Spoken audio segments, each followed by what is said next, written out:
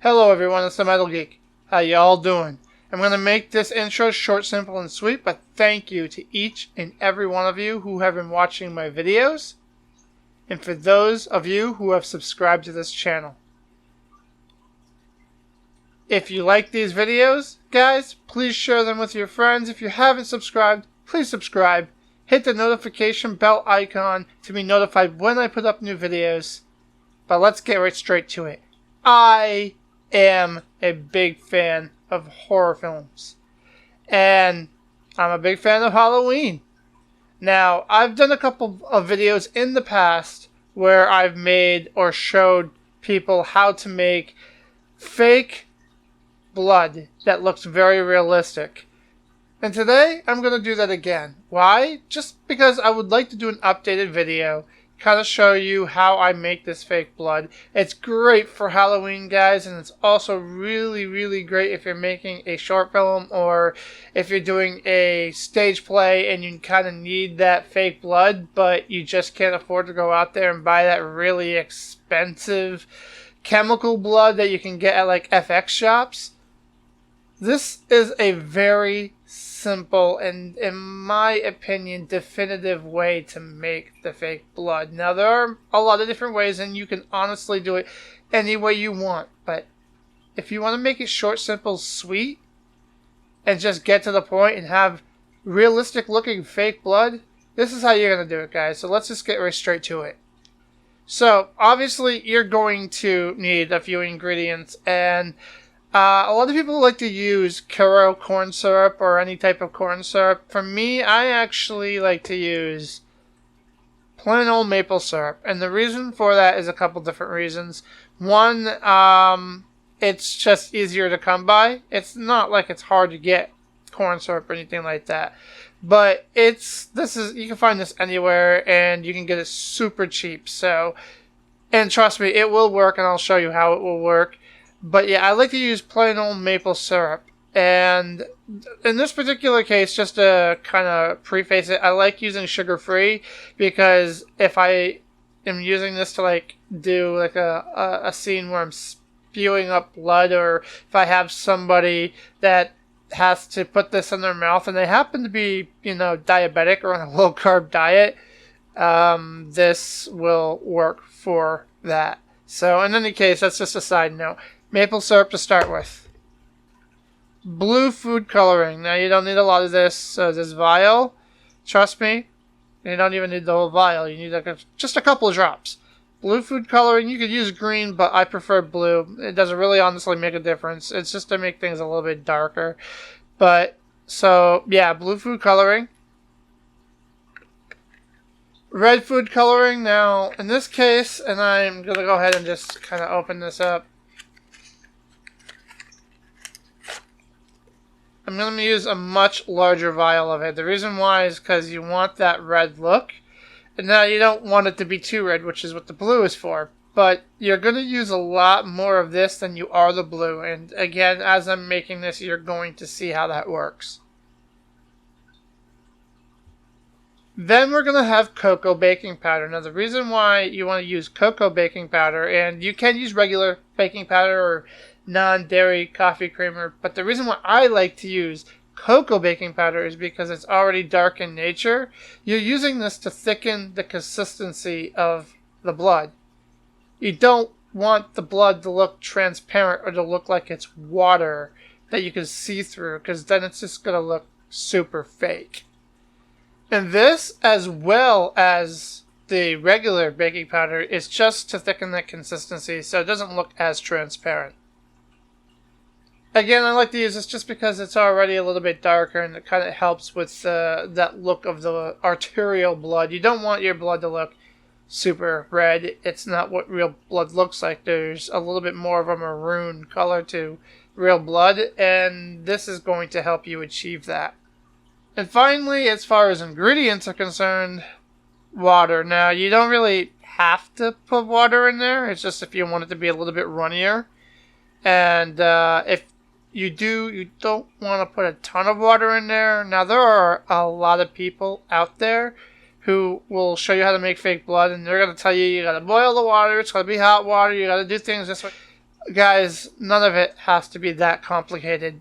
Just plain water from the tap or a bottle, and a little less than an ounce, about a half an ounce will do for the size batch I'm making today.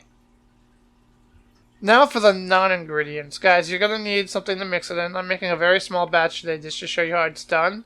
So this is what I'm going to be using. So obviously, whatever I put into here, any measurements that I tell you, which I'm going to keep them more of estimates than exact measurements, you're going to like double, triple, whatever you have to do for the batch that you're making. If you're going smaller, use less ingredients. If you're going more, use more ingredients. But this is the size I'm going to be making today. And a spoon. Simple as that. You have to have a spoon to mix it, and that is all there is to it. Now you can mix it in the blender if you want. I'm just going to do it the simple way. So we're going to start by just adding in the syrup, guys. Just go ahead, put it in when you need.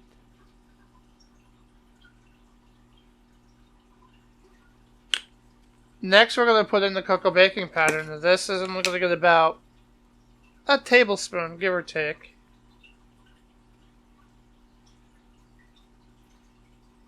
Next is going to come our blue food coloring. Again, we only want to use like a drop of this, guys, so please don't put in too much, because if you do, this fake blood is going to look way too dark, and it's just, trust me, it's not going to work for you.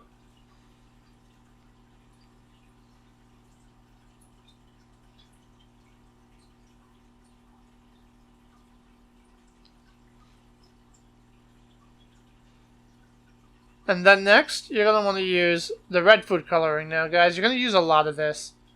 It really kind of depends on how big of a batch you're making, how red you want it to look. You may even have to get more than one vial, but you could end up using this whole thing. But in any case, you're going to use a lot of it. So you're going to add this in to your mixture, and you're going to kind of just, again, eye it out a little bit. This is a little bit hard to measure specifically, so you have to kind of just do your thing. Now we're going to mix it up.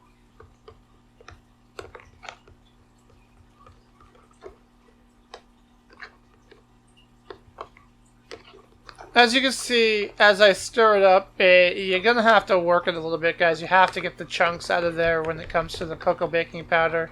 And you may have to even stir it up a little bit more as you go along.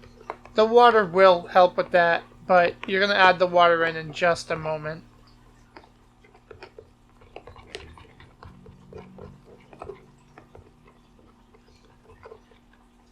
Now let's go ahead and add in the water. We're going to go ahead now and we're going to mix it up just a little bit more.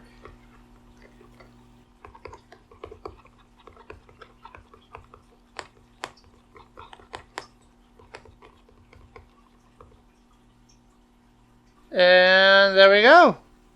Let's take a look at this, guys. So this is pretty much the results you can get, guys. Now, obviously, you can go a little redder if you want to make it look a little less like Hollywood gore blood. Again, this is excellent for Halloween. It's excellent for short films.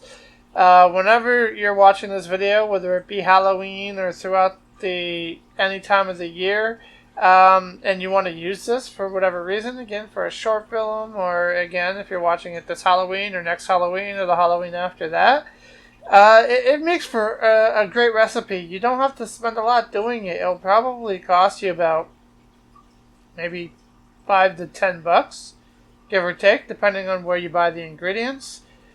Now, just as a fair warning, guys, this fake blood recipe does stain clothing, so please don't use clothing that you're ever going to wear again. It will take a little bit of a washing to get it off your skin. It's not terrible. A nice hot shower pretty much gets most of it out. And so don't worry about too much of it staining your skin. So guys, that is my how to make fake blood tutorial. I hope you enjoyed this, and with Halloween right around the corner as the time this video comes out, if this is later in the year, You know, again, this is still useful for short films and a bunch of other things you could do with it. Or, you know, maybe it's Halloween a year after this video or 2 years after this video comes down the line. In any case, I hope that you found this useful. And this is the Metal Geek saying, have a great one.